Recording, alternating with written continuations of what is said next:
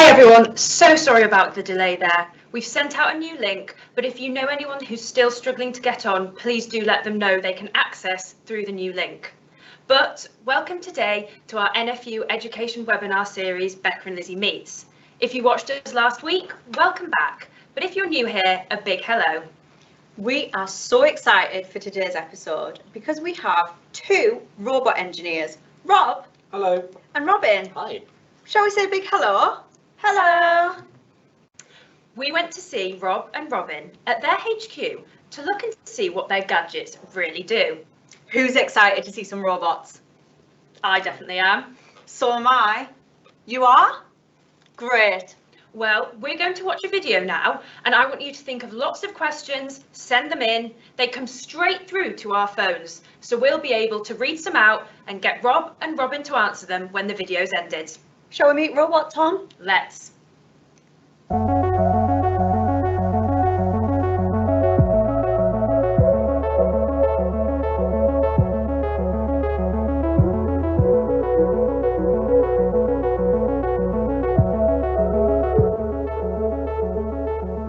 Hello, I'm Becca. And I'm Lizzie. How are you today? We're here at the Small Robot Company to check out the latest gadgets in farming. Come and join us. We've got some exciting people for you to meet.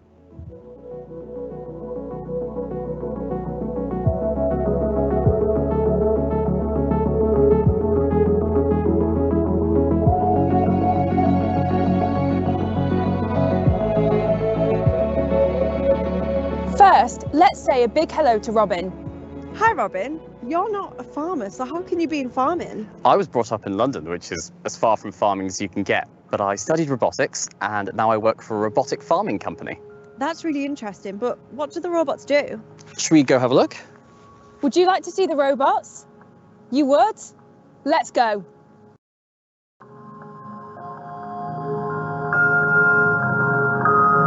And this is Tom, one of our robots. Wow, hi Tom. So what does Tom do? So Tom is currently using his cameras to take a picture of every plant in this field, and he knows exactly where all of them are. So, as a farmer, what do I do with this information after Tom has got it out of the field? So with Tom's cameras, he'll be looking for weeds, unhappy crops, and perhaps some spaces you might have missed a bit of planting.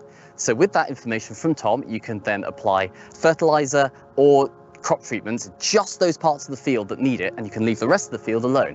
So when I go to the supermarket, what do robots mean for my food? So it'll be just as yummy and tasty and safe as it ever was. It just might be a little bit cheaper and it'll be easier for the farmer to grow.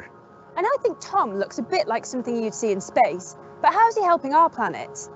So by just treating those parts of the field that you need to, we're making sure that the treatments stay exactly where we want them to be, and they won't go into any rivers, and our environment will be safer and happier. Wow, we've learned so much already. Shall we head back to HQ and find out more?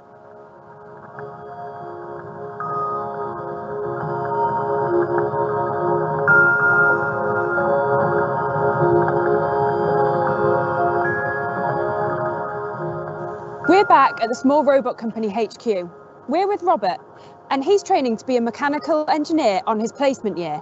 But what does that mean? So after 2 years of studying at university, I go to a company like a Small Robot Company, and it's essentially like learning outside the classroom. I learn all the skills they require to become a professional engineer.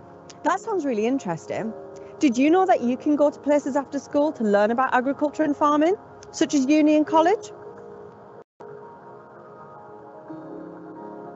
So Robert, are you from a farming background? No, I'm not, but that doesn't mean you can't get into agriculture.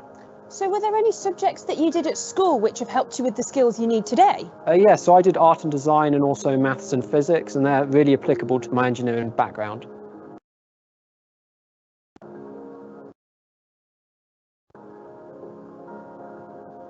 What's so special about this part of the robot? So this is the robot's boom. It's designed to hold all the cameras so it can scan the field. So it's been specially designed to withstand all the forces of when the robot goes over the lumps and bumps in the field. So that's what these triangular sections are, to just distribute the load evenly across the boom. So we've learned about Tom's special features, but what is it that you love most about your job? I love that I get to help design cutting-edge technology that helps both farmers and the planet. That's really great to hear that. We've loved learning everything about robots and your job too. Absolutely. I think we should say thank you to Robin and Robert for showing us around the small robot company. It's been so interesting to hear how their robots can help farmers, the planet, and us. Do you have any questions about robots? Don't forget you can ask them very soon.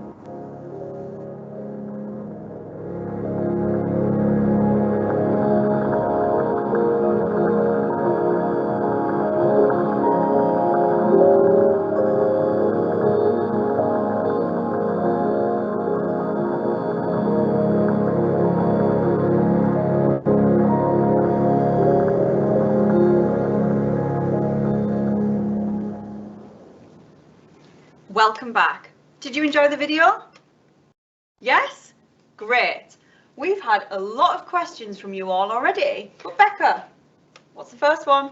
Well, our first one is from Harry in year 5, and he's asked, how long does it take to build a robot? What a fantastic question. Well, we start off by building the robot mechanically, and that's my job, and that takes about a week. And then I hand it over to Robin and his teams, and he can explain a bit more about that. And then my team will put on all the electronics, all the smart parts that makes the robot go, and then we have to make sure we test it really well to make sure we did it properly. That's interesting. There's definitely a big process to making sure that the robots work really well for the farmers. Lizzie, what's our next question?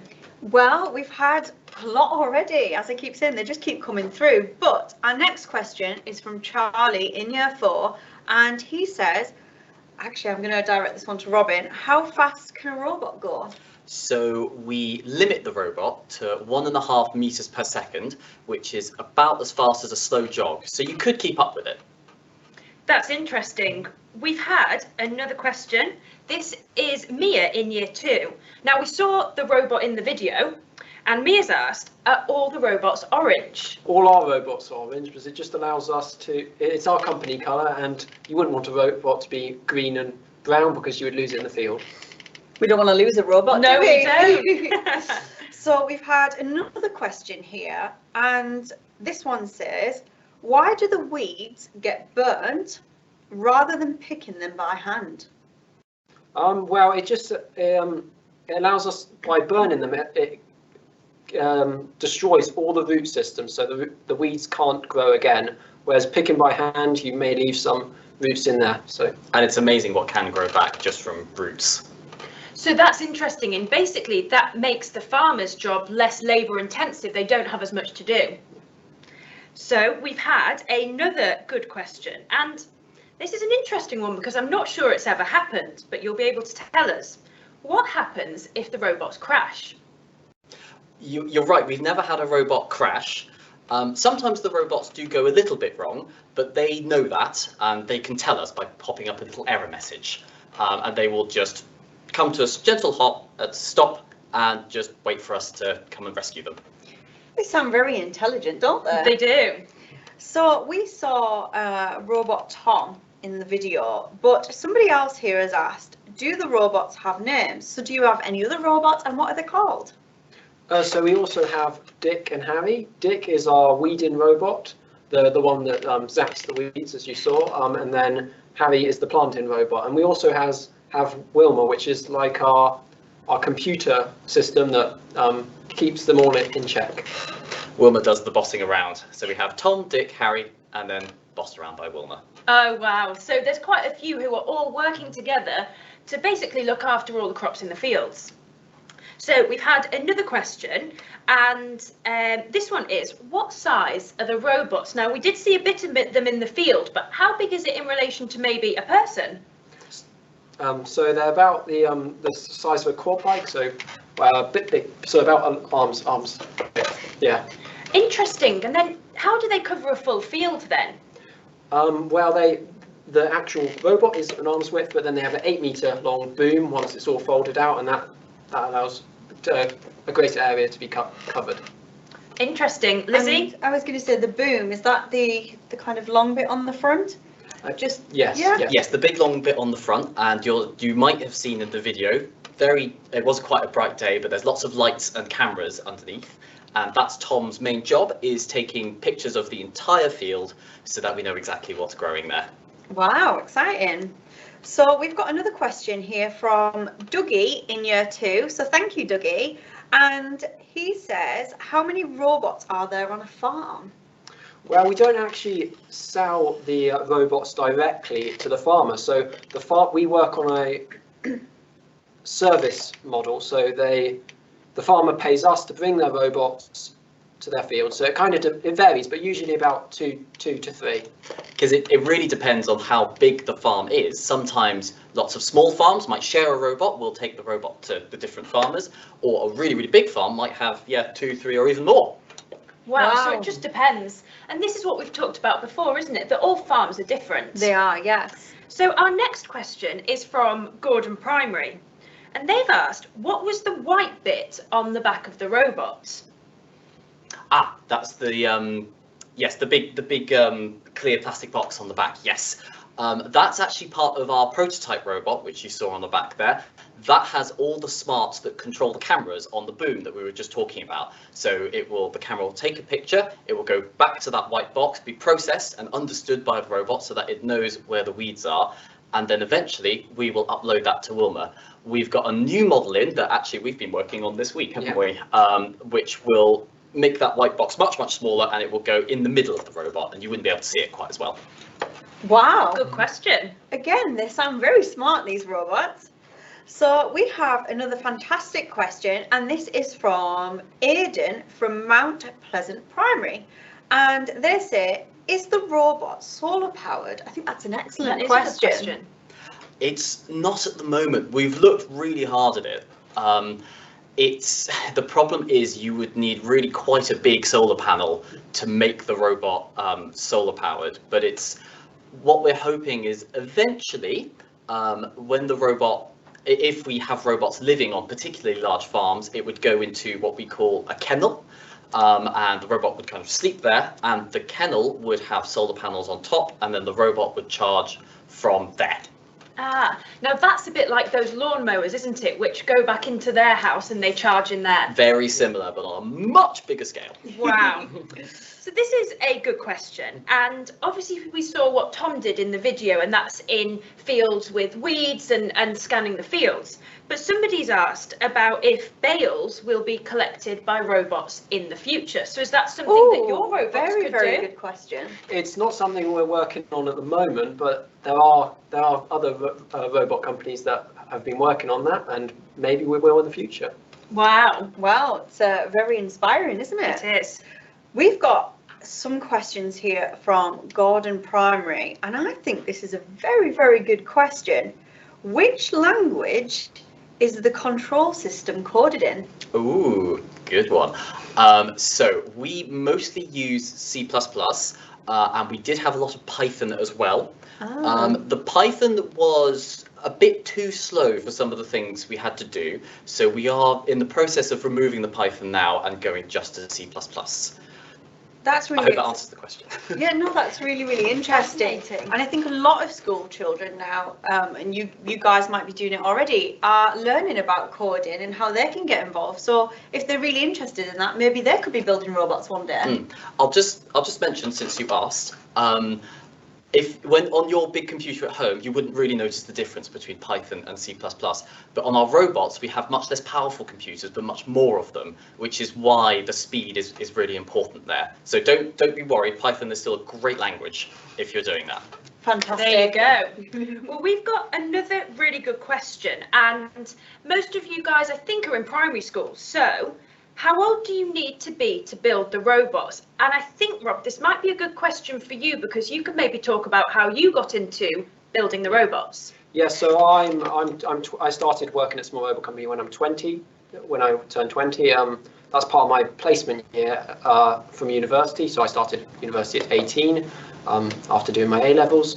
So yeah, there's no real set age limit, but usually you start working properly at like 18, so probably our colleague Nemo, who's called Nemo, started at 18. Yeah. And actually, I think there'd definitely be chances, if you were interested, to start learning about robots at any age as well, if you wanted to get into that as a job in the future. Absolutely, there's lots of kits you guys can buy actually right now, things like Lego Mindstorms or Raspberry Pi based robot kits. There's all sorts of robot stuff going on, so dig in. It's great. Oh, Wow. Lizzie, what's our next one? Well, we've had a great question again from Mia in year 2, and she says, do you need special wheels for the robot? Our robots use quad bike wheels, so they're not that specialist, but they're nice and wide, so they distribute the load over the field. So the robot, which is reasonably heavy, won't damage the crop. So it's about the same as it's about a third or maybe a half of a human foot standing on a field. Oh, Interesting. So you're protecting the fields as you go. Yeah, because if you drove your car onto the field, it would sink down a bit, but our robots kind of glide. This is a good question. Do you have a favourite robot? ooh. So I think we can get an answer from both of you on that one. Well, I the Tom V4, which is the one you saw in the video, with a few improvements now, just because it's the newest and the best, really. I have mixed feelings on this one. The Tom version 3 is the first robot I worked on, so it has a special place in my heart.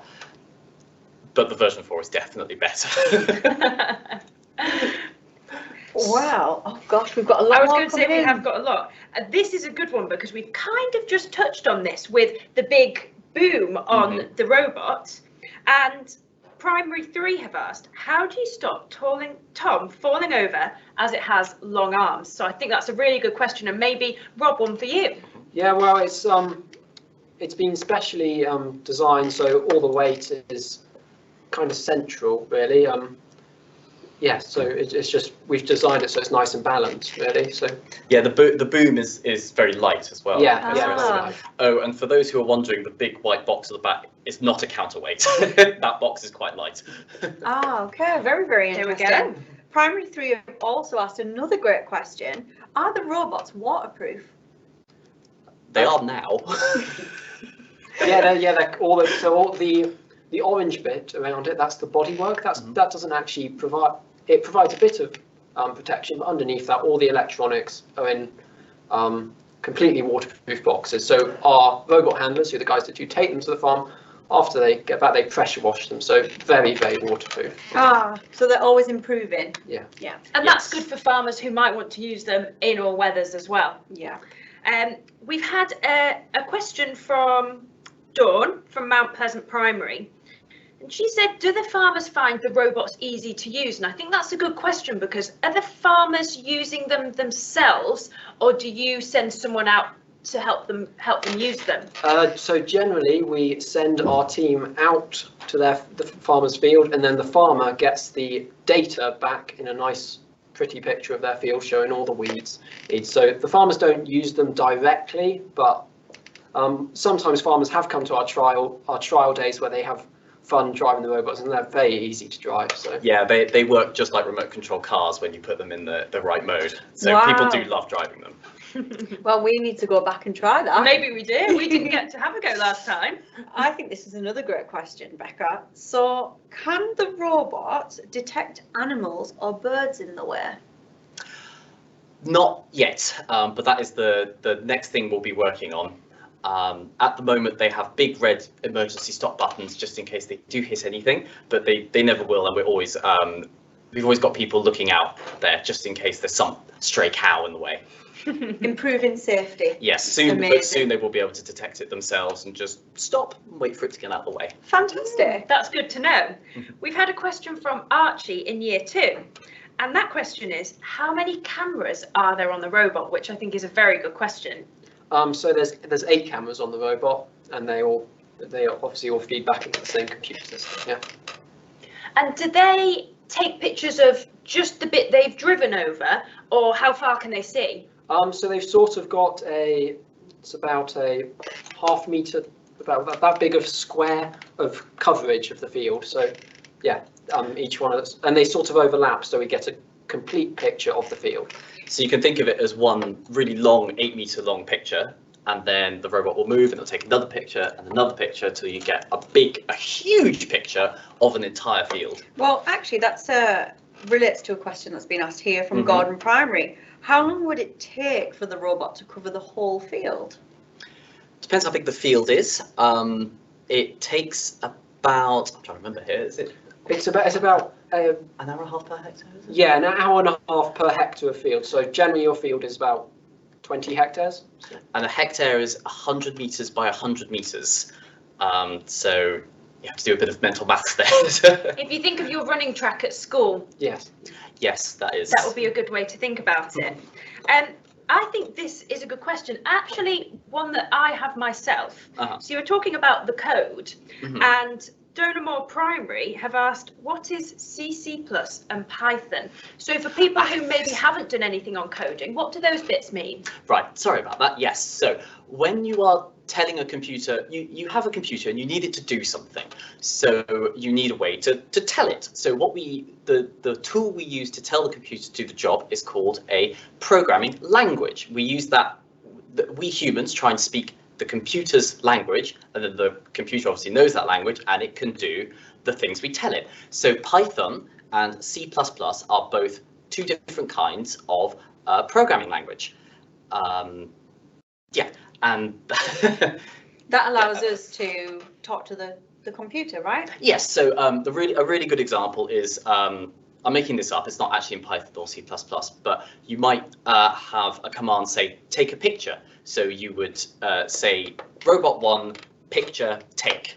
And then the computer understands that I need to take a picture, and then it takes the picture. What do I do with this? Save picture. And then that goes and gets saved. So it's all the robots are doing is reading these big long files of programming language, which tells them what to do, and they will just run each line one after the other. Very interesting. Definitely. Thank you for asking that important question. So Beth in year 1, she has asked, how do robots move? So our robots have electric motors, and then electric motors to drive them, and then electric motors going into a gearbox to steer them. So yeah, electric motors essentially. And another question is, do the robots run on fuel? Well, that was kind of answered before. They're electric, powered by electric batteries. Yeah. Great. So we've got another question, and we touched on maybe robots will be used in future for picking up bales in fields, but what else can robots be used for on a farm? Have you had any experience of that? There's all sorts of companies out there. There's harvesting robots that might pick lettuce or asparagus. We obviously take photographs of weeds. We're working on a weeding robot, which is where we talked about burning the weeds rather than picking them before, but there are some robots that grab weeds. There's all sorts of jobs that can be done. Spraying robots, yeah, of course. Essentially, whatever a tractor can do in the field at the moment, there's probably a robot out there that's being developed or is doing what a tractor does. That's really interesting, and I know that also there can be robots when it comes to animals and livestock as well. Yeah. So, for example, when you're milking cows, you can also use robots too, which is we saw really that cool. A few weeks ago, didn't we? So very interesting. So this is a good question from Northmuir School. How do you decide what to name the robots? Oh, good question. That's probably a good question to Robin. Yes, that was an early decision. Way back in the early history of the company, we weren't sure what to name the robots, so we decided to name them after the characters in the film Blade Runner. And then we thought we probably need a better name, and we went around lots of farmers and we were asking them, do you want robots? Do you even really know what robots are? And what really, really helped was when someone had the bright idea to call the robots Tom, Dick and Harry after the expression, any old Tom, Dick and Harry could come along. And farmers really responded to that, and they really liked it, and it was very memorable, and that's why the name stuck. There's often a story behind these things, isn't there? Well, I think we've got another good question there, Becca, which is, should we ask Rob or Robin on this one? Ooh. Maybe both of them? Yes. So this one is, can the weather affect the robots taking clear pictures? I think that's a fantastic question. It is, isn't it? That's a good question. So the no is the answer, because we've got the lights underneath the camera, so they basically provide make sure a clear image is taken all the time. Yeah. We were worried about this at one point, but it does work at night. And it was one day the poor handlers were out in the field. The rain was coming in this way. It was hailing. Water was getting into their van. but the robot was out on the out still taking pictures, and we got the pictures back thinking, oh no, we're not going to be able to see anything. And you can see the raindrops on the image, but you can still very much see the grass, the wheat and the weeds really clearly. So basically, no. That's that amazing. must be very very useful for farmers who work in different weather conditions. Absolutely. Now we've got another question from Crombie, and that question is, how do the robots know what path to follow? Now I think this is a really good one, because if you watched our tractor episode, we talked about something called GPS, which helps the tractor drive in straight lines. So I wonder if the robots are the same. It is exactly the same, actually. We also use GPS, or GNSS is the term for all satellite navigation. GPS is the American version, there's the European Galileo, Russian GLONASS, and I've forgotten the Chinese name, sorry. So yes, what we will do is we will put a series of points on the field and say, you need to be at this position, and then go all the way to this position, then here, and then down here, and they keep going in this pattern. And so the robot will set off down the line, and the GPS will tell it, okay, you're here, good. Am I on the line I should be following? No, left of it, okay, I'll get further on the line. Keeps going like that until it hits the next point. It goes, right, I made it, I will now go to the next point, and then down. So it's all about GPS, but also the robots measure how many turns of their wheels they do, for example, so that in case you're under a tree or something and the GPS isn't that good, the robot still has a pretty good idea of where it is until it gets signal back. Wow. That's fascinating. Well, I think we've got time for a couple more questions. I was going to say, I think we've got time for one more, Becca. Should you pick one? Yes. Now, I think this is a really good one. And this is, can the robots go on roads like tractors, or are they just stuck in the fields? Theoretically, they could go on roads. At the moment, it's not actually legal to drive on the roads. We're allowed to cross roads with our robot handler support, but yeah. Yeah, the robots have to be accompanied across a road. Someone has to drive them, exactly. Ah. So they can, but they're not allowed to yet. I see. Well, maybe that's something for the future. Definitely. But that is all we've got time for with our questions. And I just want to say thank you for giving us so many fantastic questions this week. I think we should say thank you to Rob and Robin for giving up their time today. Thank you. Thank you. Thanks for having us. Well, we hope to see you back next week, where we'll be speaking to Farmer Flavian all about pig farming. That sounds very, very interesting. We hope you can join us. I'd also hope that if you've taken any pictures today, you can tag NFU Education. We've had some fantastic pictures from last week, and particularly from St Joseph the Workers' School, who showed us their drawings of Theo the sheepdog. So thank you very much for those. Well, all that we've got left to say is thank you again for joining us, and we hope you have a lovely weekend. So bye from us. Bye. Bye.